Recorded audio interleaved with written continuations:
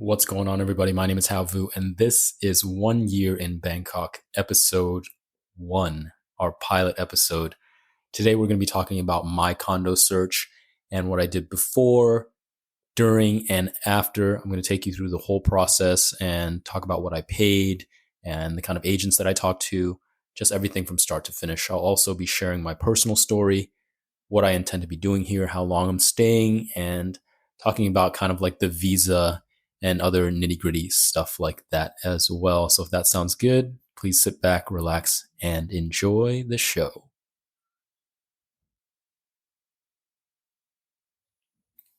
Hello, everybody. My name is Havu, and this is 1 year in Bangkok, episode one. So it is January 1st, 2025, and this marks our pilot episode. I kind of just wanted to start this podcast to kind of document my own journey living abroad, living in Bangkok for 1 year. 1 year is a pretty substantial amount of time for me to kind of live in a different place, especially Southeast Asia compared to America, compared to California, compared to the East Coast of America, Maryland, where I was born.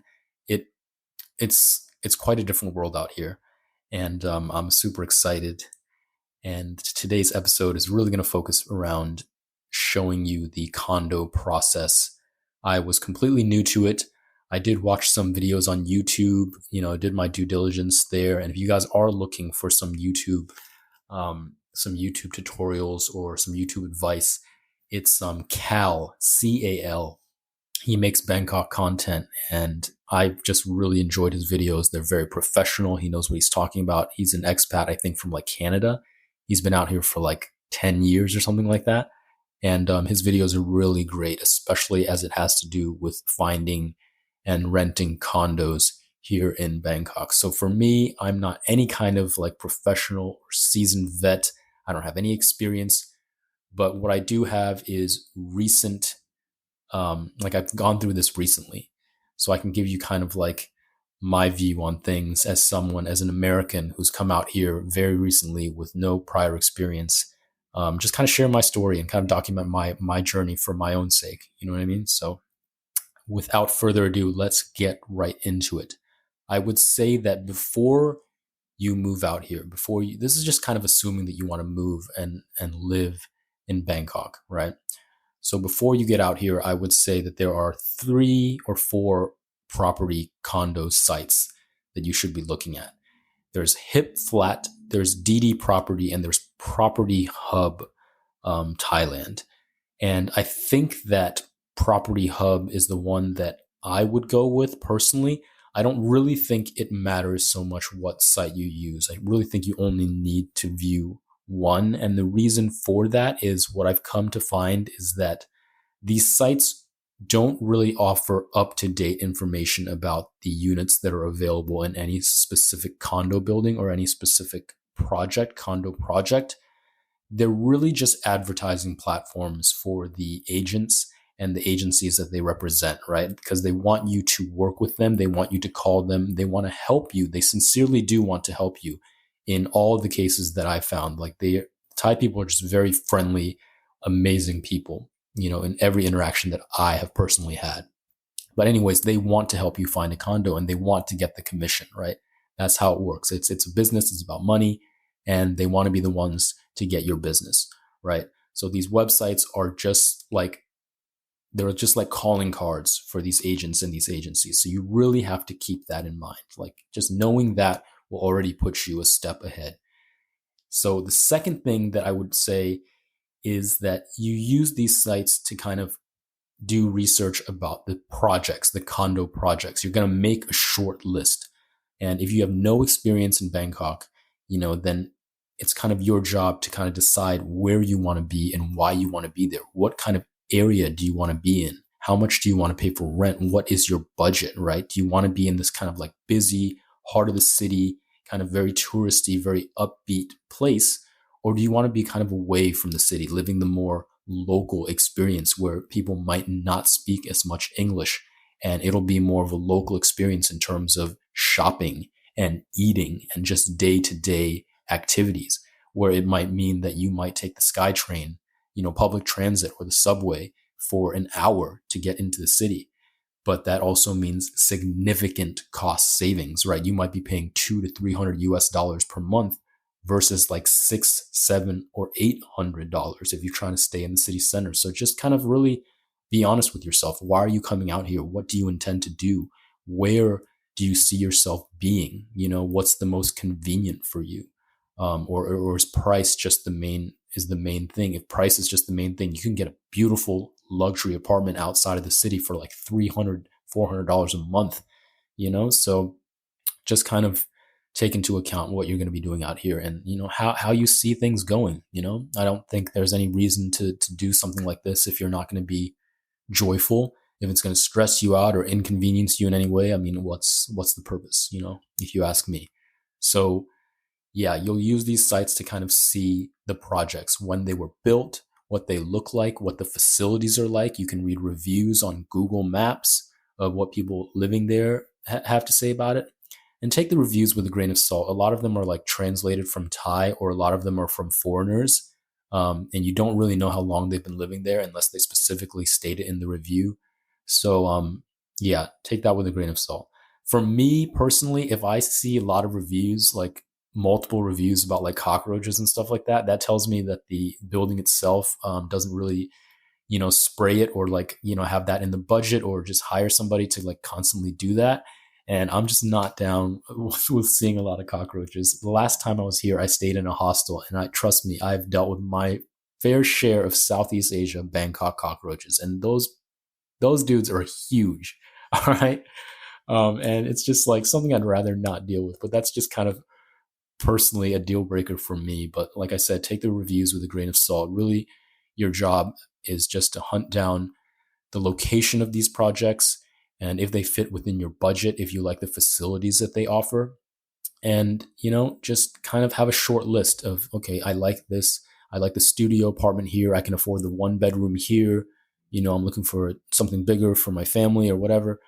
Just use these sites to just kind of like narrow down the list. All right, don't get too attached to looking at a specific room, because you'll see a lot of rooms. You'll see a lot of the same rooms. You'll see a lot of these stock photographs that have photographs of the room that were taken like when the unit was brand new, when the owner had just purchased it, or purchased it and just furnished it, which, by the way, most units in Thailand, condo units, are fully furnished. And I think pretty much how it works is that, they build these condos, and then as an investment, people from overseas or Thai people, they buy these units and then they rent them out. It's kind of like income, right?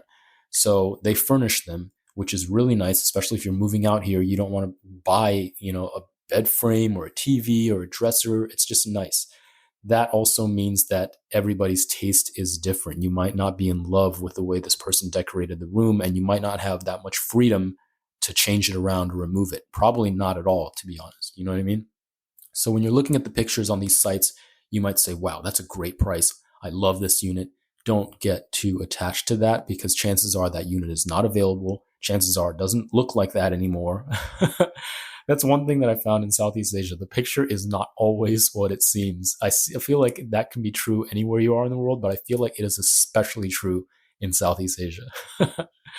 But yeah, don't get too attached to the room or the prices of the room, because like I said, the agents kind of just update these listings so that they can appear in your search results. So they're kind of the first one that you see, and then that you will reach out to them. The name of the game is just getting you to reach out to them, right? The name of the game is not to produce accurate information or give you an up-to-date listing of all the units that are available in this condo.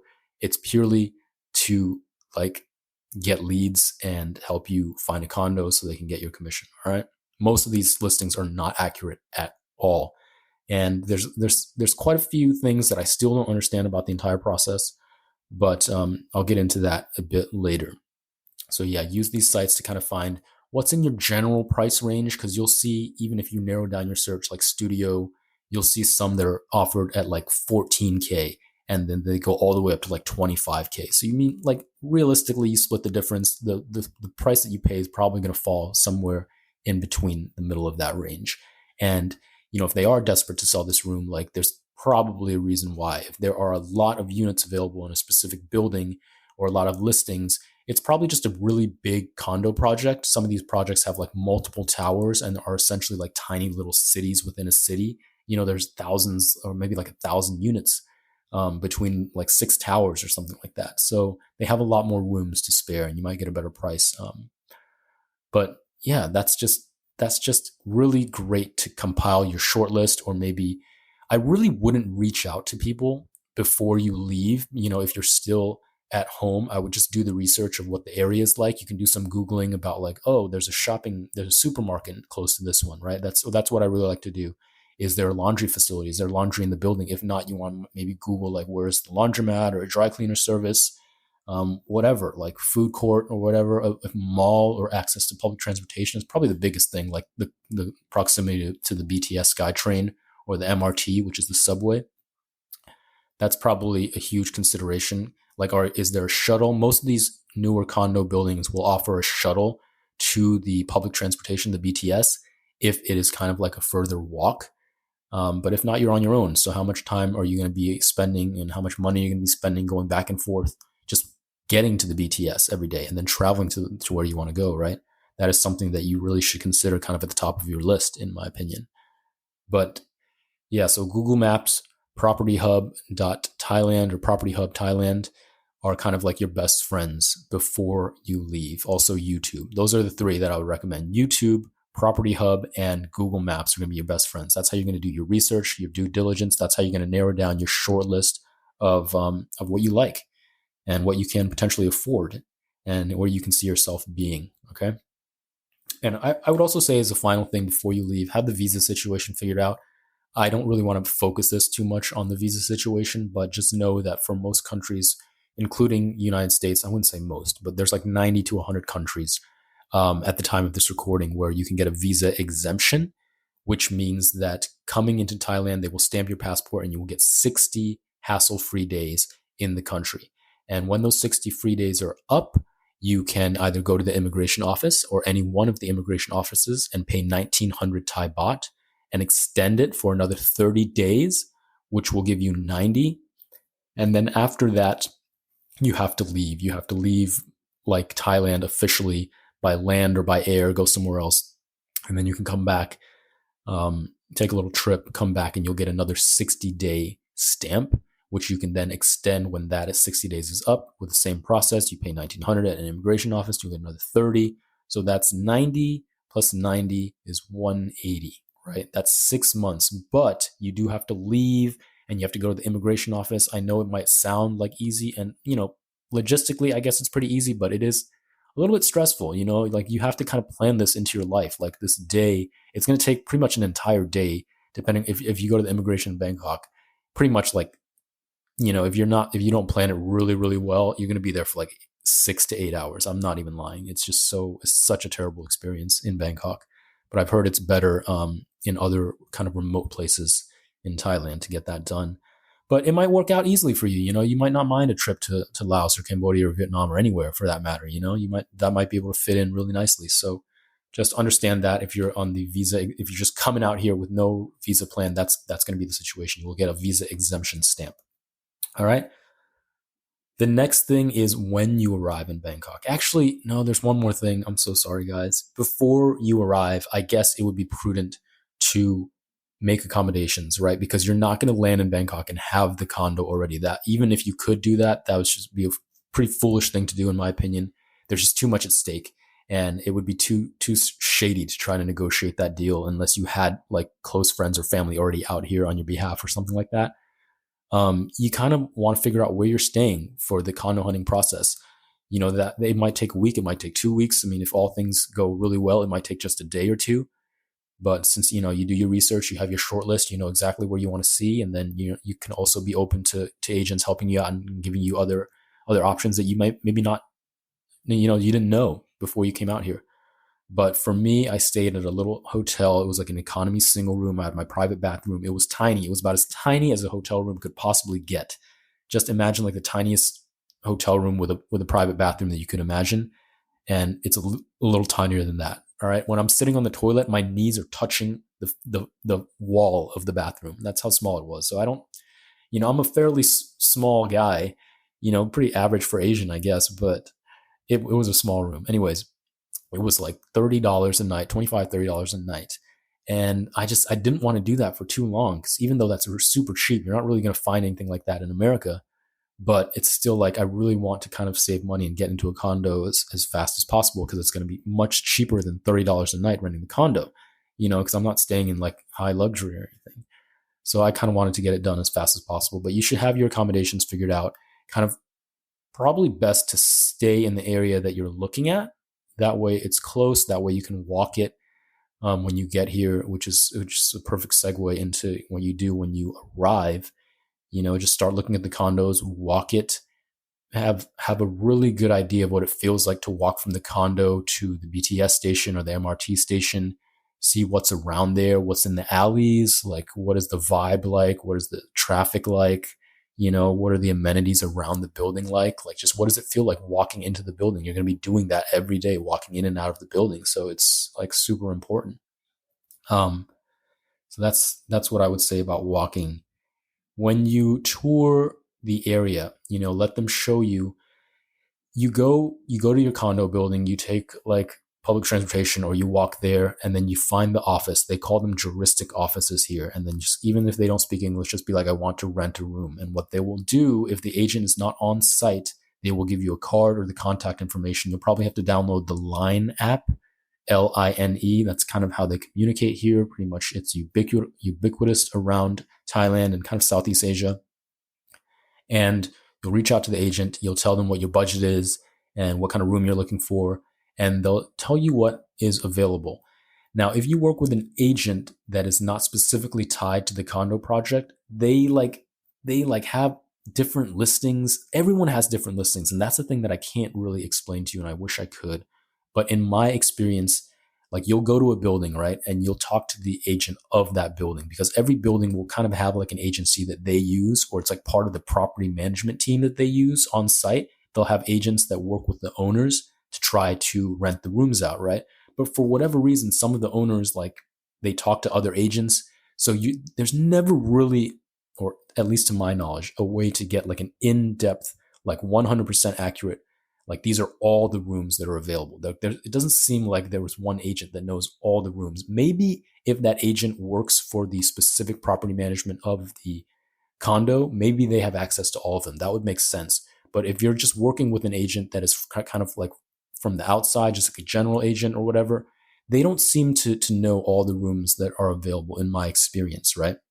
Just for example, the project that I wanted, the number one on my list, this girl was showing me like 1 bedrooms, and I was just like, for like a crazy price, like for like 28. And I was like, no, this is outside of my budget. I want the studio, and I want it for like more of like 20, And she was like saying there's one unit available, and it's only going to be available till like January 3rd. You can move in. And I was like, okay. I mean, it is the number one on my list. But then luckily I reached out to another agent that was kind of part of the property management team, or the company that kind of does the property management for this project. And she gave me like a list of 8 like rooms when the other girl only told me there was like 1.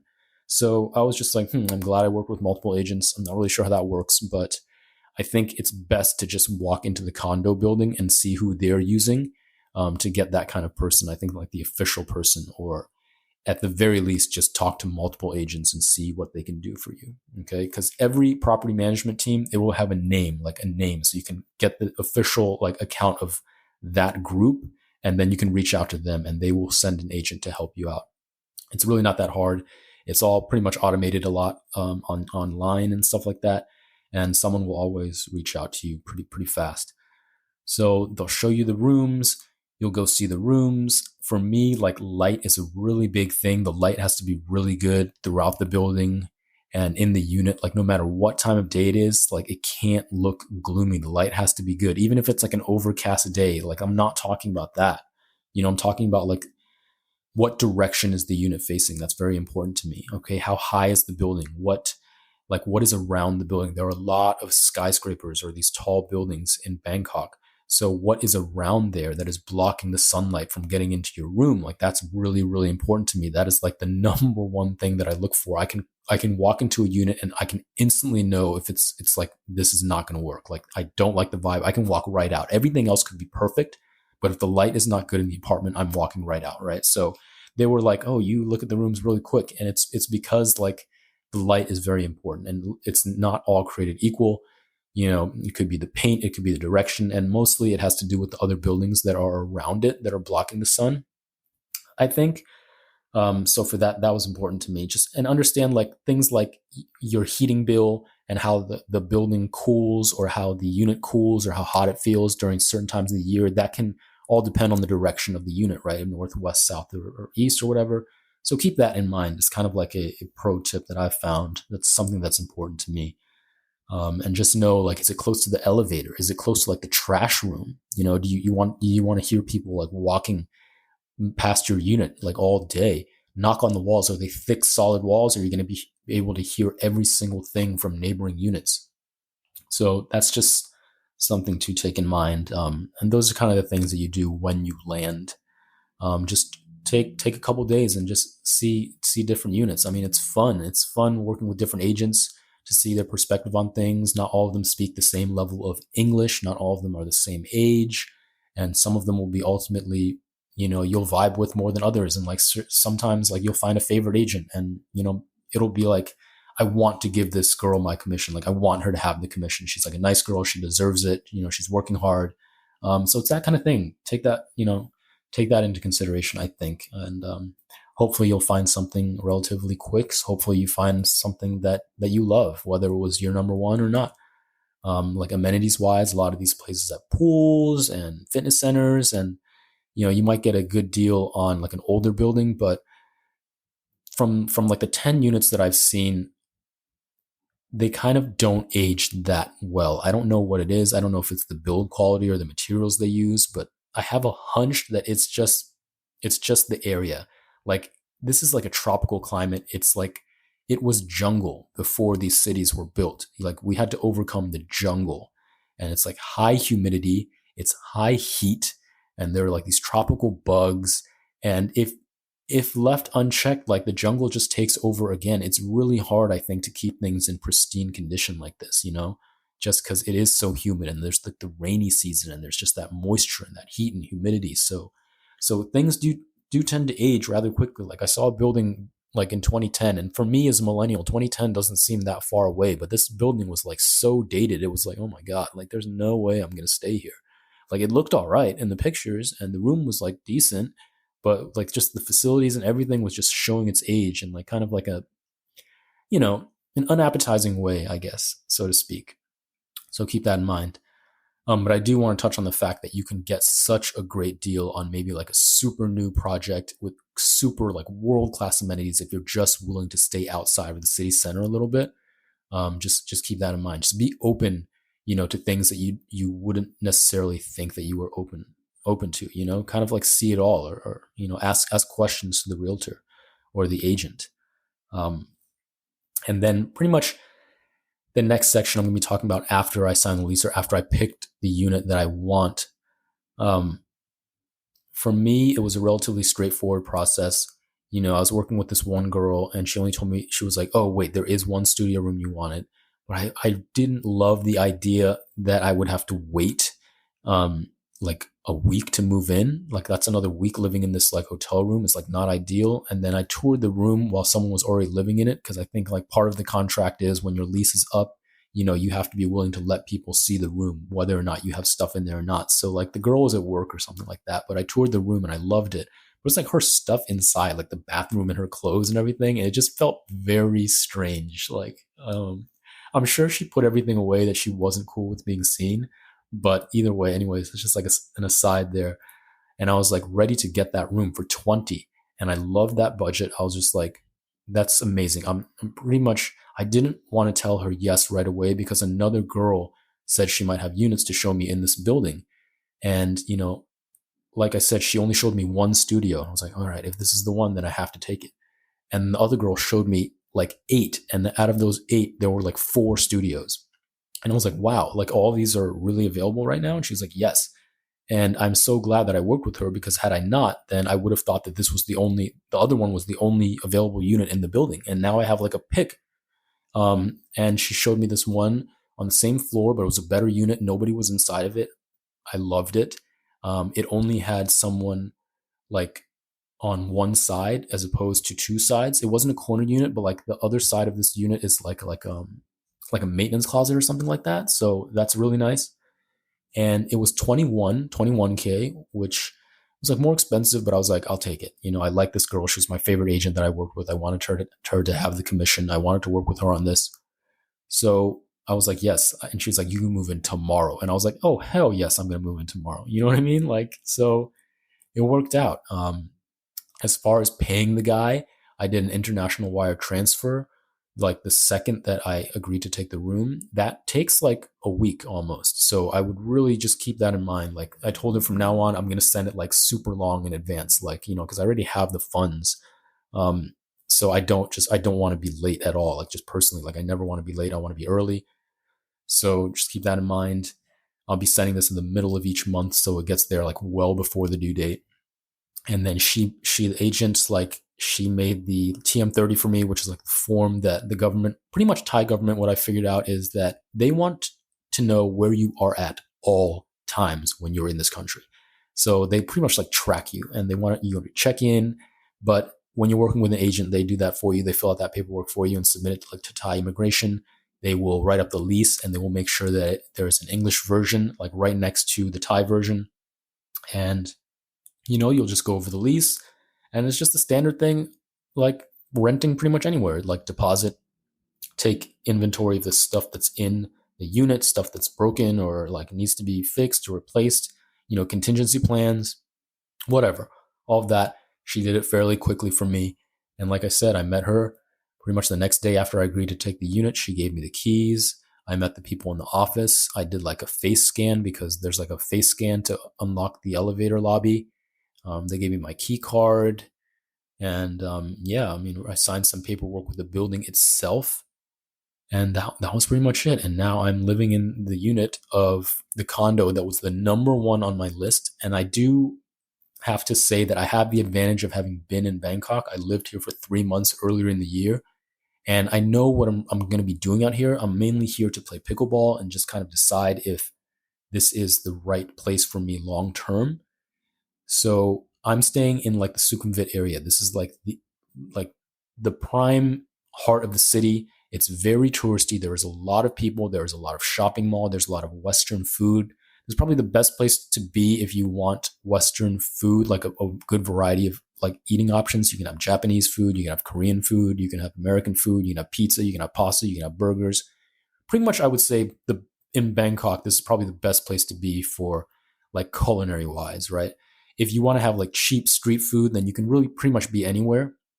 But for here, there's the malls and there's like the shops, like the Lululemons and the Nike, and just pretty much you're not going to be wanting for anything lifestyle wise. You don't have to make those compromises if you live here. But it's more expensive here.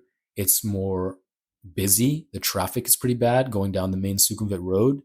There's just be tourists pretty much everywhere you go. So just kind of like, knowing that for me, it's really close to Benchikiti Park where I'll be playing most of the pickleball that I'm playing. So that was really important to me as well. And yeah, just having access, like, cause I'm not really down to eat like Asian food all the time. I grew up in a really white town in Maryland. And so like my childhood was all about like, not really embracing my Asian culture. I would be like rolling my eyes if I had to pack like Asian food for lunch. Like I didn't want to get made fun of at school, like by these white kids. Like most of the school was like white kids and black kids where I grew up. So I was like, an Asian person was kind of like rare out there. You know what I mean? So anyways, this is my way of saying like I'm just like an American kid. I love Vietnamese food. I have certain dishes that I just love and I can't live without. But for the most part, you'll meet those Asians that are like really like gravitate like Asian food. I can eat Asian food all day. Like I need to eat rice every day. For me, it's like the opposite of that. Like I need like rice maybe like 20, 25% of the time, but I love pizza. That's like my favorite thing to eat in the world. I need pizza and cheeseburgers and I'm not afraid to admit it at all. So that had a big part to do with it. This specific area that I'm in right now is really, really close to a bakery that I like called Custard Nakamura in Bangkok. And it's like this Japanese bakery. and it's just run by Thai people. It's been there since like 1975, and it's like one of my favorite places that I've discovered last time I was here. So I can't live without it. It's so good. Like everything they make is super good. So that actually had like part like weighing on me. And it just happens to be that it's close to Emporium and Msphere, like that's a fancy mall and like a new trendy mall in the heart of the city, and IKEA from the lobby to or IKEA, I think. I don't know. In America, I've always just pronounced it IKEA, but I guess the pronunciation is like IKEA or something like that. The furniture store from Sweden, all right, yellow and blue. Um, it's 5 minutes from the lobby of the hotel to actually being in IKEA. It's like, man, it's crazy. So I got a lot of stuff from IKEA that I needed um, just to kind of complete the experience here. And I've been shopping around for like other things, like, I'm going to be living here for a year, which also reminds me, like, coming into this, I thought I was going to sign a 6 month lease. Right now, I'm a single guy. I'm a millennial. I'm not married. I don't have kids. I don't have a mortgage. Like, the thought of like a 1 year commitment, frankly, scares the crap out of me. So I'm like, I'm not going to sign 1 year. I'm going to sign 6 months. And it's possible to sign 6 months. Pretty much anything under 6 months, it's going to be harder. Just because these owners don't want to take the risk, and they have bad experiences, I'm sure, with like foreigners like partying and like subleasing these apartments out, and just like they don't want to deal with it. Like 1 year means you're serious. One year means you're committed. Just like the same thing, like in a relationship, kind of what it means. You know what I mean? But for me, I was like, man, 1 year, I don't know if I can do that. I'm not going to be working. I only have a certain amount of money saved up. So I was hesitant to do 1 year. But I found that a lot of these people, they wouldn't even entertain the thought of 6 months. Like they're just not, like if you say 6 months, some of the owners of the condo, like they're just not even down to rent to you. So I think that's gonna like significantly impact the choices that you have, right? So when you say 1 year, you can pretty much get anything you want. When you say 6 months, you're not gonna be able to get everything you want. And whether that impacts you in a big way or not, I don't know, but it's something that I found to be true. And the rent is definitely going to be higher for 6 months. Like I'm paying 21 right now. Even if the guy would take 6 months, he might take 24. You know what I mean? So just keep that in mind. I'm in it for 1 year. That's why this podcast and the YouTube channel is 1 year in Bangkok, and we will see what happens after that. But I think that pretty much wraps up the nitty gritty of my condo hunting process. If there's anything else you guys want to know, just shoot me a DM, I guess. I'll open an Instagram account of the same name, 1 year in Bangkok. You can reach out to me via the YouTube channel as well. And, I'll have time to answer your questions. This is grassroots for me. This channel is starting from scratch with 0 subscribers, 0 followers, 0 influence. So I'm here for you to kind of answer your questions and to make this a little easier for you. Like I said, this is from the perspective of a single guy, a single millennial. I grew up in America. I went to college in Maryland, and then I moved out to California, and I've been in California for like 15 years. So, I'm pretty much a California guy coming out to Thailand and just figuring out if this is where I want to be long term. And that is pretty much my story. I'm here on a DTV visa. That's the Destination Thailand visa that was just released summer of this year, or technically last year, summer of 2024. And now I'm able to stay for pretty much a year at a time for 5 years. I do have to enter and exit or extend. So it's still going to be a little bit of a hassle, but I get 6 months before I have to deal with that hassle. If you want to call it a hassle at all. And I can do that for up to 5 years. So it's a pretty cool visa. I did have to pay like $400 for it after I was applied. And you do have to prove that you have enough money in the bank account, which ends up being like, it's close to $20,000, guys. You have to kind of prove that you have 16 or 18K in the bank, something like that. Okay. Don't like quote me exactly on that, but it's a substantial amount of money. So they're not just going to give it to anybody. And there's a couple categories that you can apply. For me, I was invited to play pickleball here, and I'm just like a very beginner pickleball player, but I'm just kind of like enriching the culture of Thailand and like participating in sports. And I bring my American experience playing the sport. So I got invited by a pickleball team. They wrote me a letter, and the MSC accepted that and invited me to stay on the DTV visa. Alternatively, you can show them like work statements if you are a digital nomad. If you do work from home stuff, all they want is like a pay stub and like proof that you have this online income, or that you are your own freelancer or you have a YouTube channel or something like that, they'll take that. If you even come for like a Muay Thai course or a cooking course, like anything that helps kind of like spread the word on how great Thailand is, you can help like enrich the country and somehow they'll let you come on the DTV visa. So that is something cool that you can apply for.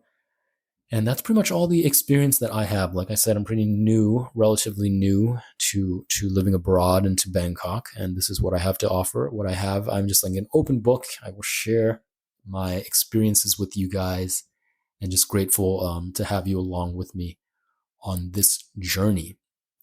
I think that's pretty much all I wanted to talk about on the first episode here, just kind of like my condo search. And yeah, I guess I will leave you with a little bit more about me.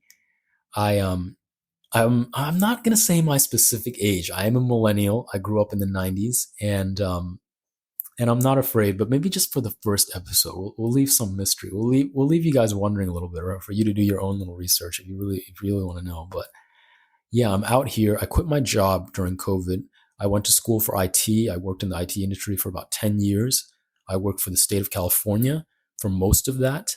And during COVID, we were working from home, and I decided that, I don't see myself doing this long term. I don't really like this model of like work until you're 60, retire, and then kind of like live your life. It just didn't make sense to me to live backwards like that. And I guess that when you live that way, you just spend your life building money.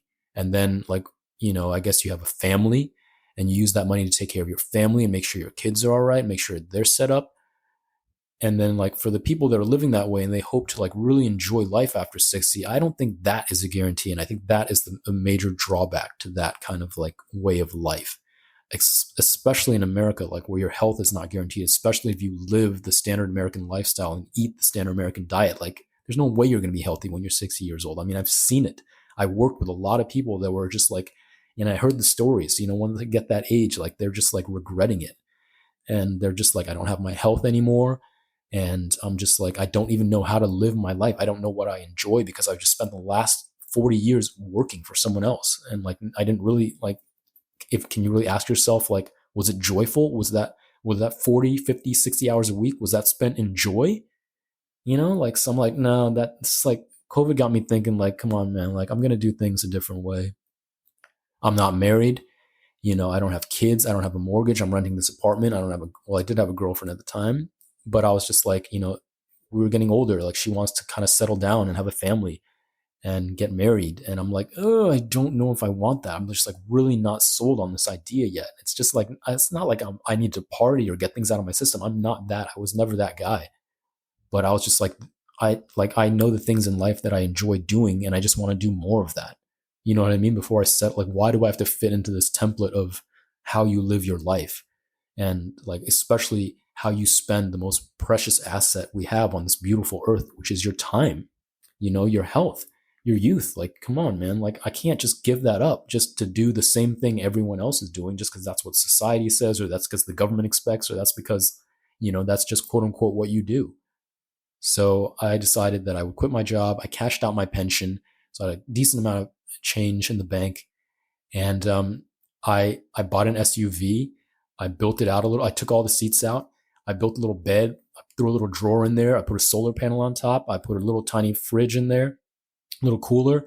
And I traveled around the country to not all the national parks. I traveled within the course of 2.5 years. I went to about 24 national parks, living out of my car, hiking, climbing mountains, working seasonal jobs, meeting people, meeting a lot of people who were like, man, I wish I was doing that when I was your age. I met so many older people, guys, that said that to me. Good for you. I'm so glad that you're doing this. I wish I had done this when I was your age. I mean, I can't even count on two hands the amount of times that I ran into people that were telling me that when we were on the campfire or we were hiking together, just strangers meeting on the trail.